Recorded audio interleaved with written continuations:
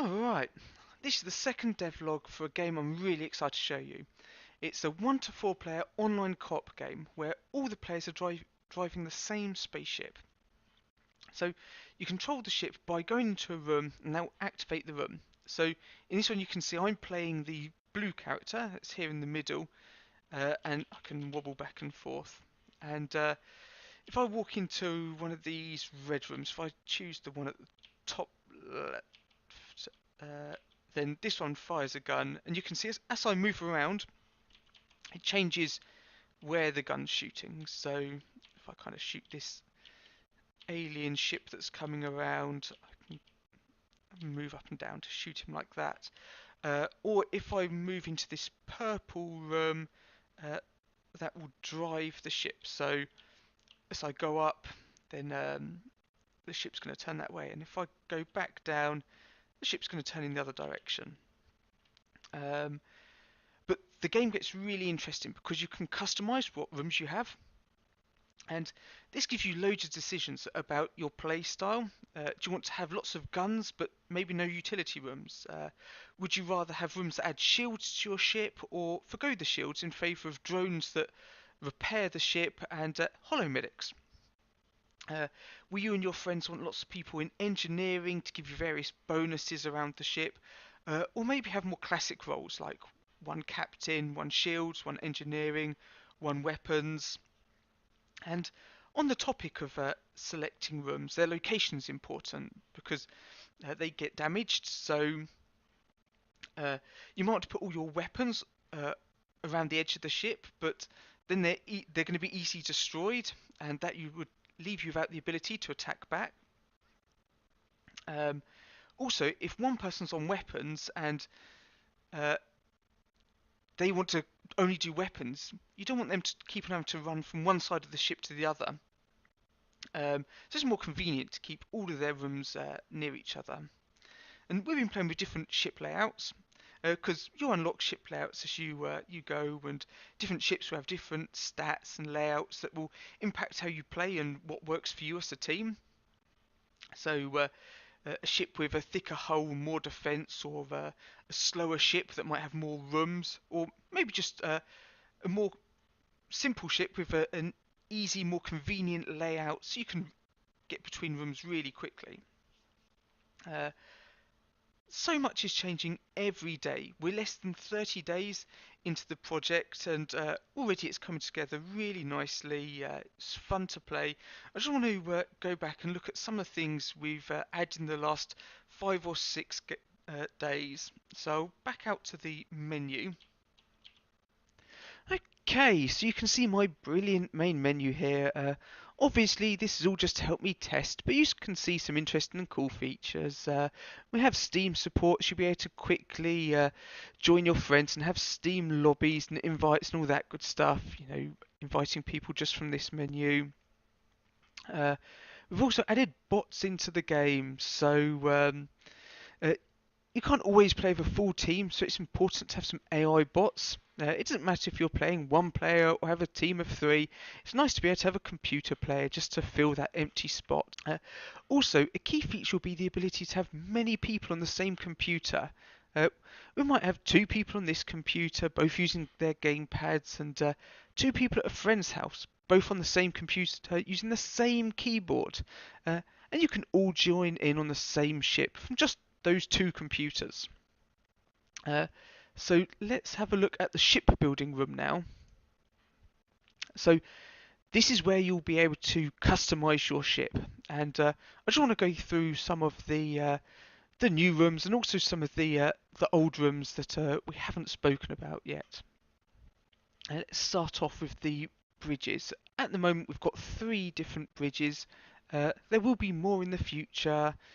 Like with most of these rooms, actually, I should say first that this is only a very small selection just to kind of like have one of each room, kind of get some satisfying rooms going on and see how the ship performs. So we've got these 3 bridges, and they're all the same, but they have different specs for the ship. So this one's a bit faster. This one's has more HP. Uh, this room can be dragged on. Actually, if I drag on, we'll put on a normal bridge.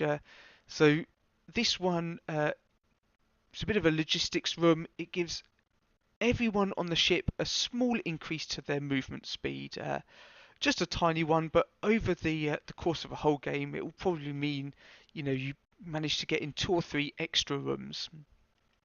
Uh, and likewise, these two give a movement boost, but only a temporary one. So someone actually has to go into the room to activate it, and for a few seconds after that, everyone will be able to move around the ship much faster.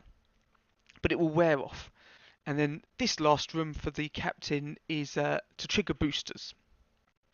So say there's lots of incoming fire from enemies, it can trigger boosters. The ship kind of goes into like a bit of a warp speed and zooms off away from any danger. Uh, we've got lots of weapons. I won't go through the weapons, however we're testing loads and loads of different types, and this is only a very small percentage of them. And we need to get really satisfying weapons that are all very different and unique, but kind of fill all of the ways of playing that people will want. If we go to engineering, we have some battery rooms at the moment, which just give a passive buff to the energy. We've got extra engines, which is just a passive move speed improvement. And now these ones are more interesting. So, oh no, this one gives a passive boost to the energy. However, these two are chargers, so slowly as you play the game, they will build up with energy that can be used on weapons and shields.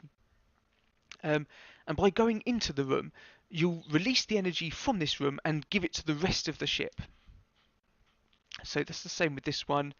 And then you've got repair drones. These are really cool. Don't have a sprite for them or most things in the game, but if you go into the repair drones room, it will release a drone or two, and they will scuttle around repairing damage that's done to the ship. We move to shields now. We've got some different size shields. The small shield rotates much faster. However, the big one obviously has a bigger surface area, so it's easier to catch incoming shots.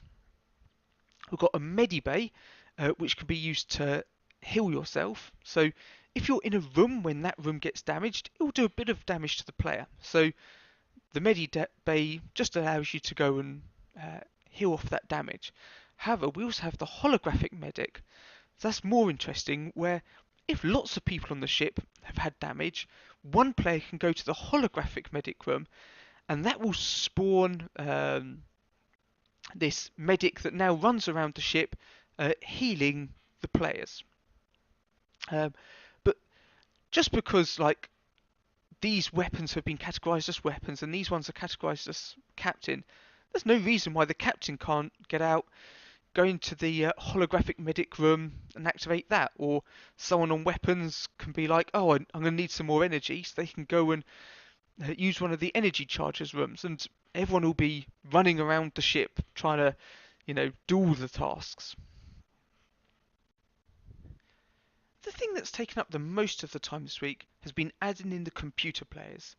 I'll do a whole video on the AI, but basically you can see at the top left, the AI will check all the tasks that it can do and order them in priority. It will then assign those tasks to one of the bots.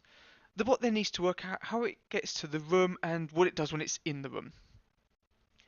It's quite nice watching them adapt to the changing situation. So you just saw there how one bot switched tasks and the others filled in to take up the slack. Different rooms have AI to do different things. Like, for the guns, some will shoot the nearest enemy, some will shoot the ones with the least health left, some will shoot the most dangerous enemy. I'm not sure I'll publicise these nuances, however, shotgun style guns will target things close to them, and the others will be as equally sensible. It's important the AI can do any task on the ship adequately. They might never be as good as a human, but that's probably a good thing because it does encourage you to play with your friends. So thank you for watching this second devlog. Like I said, we're only 30 days into the development, so most things don't have a sprite and there's lots of temporary programmer art.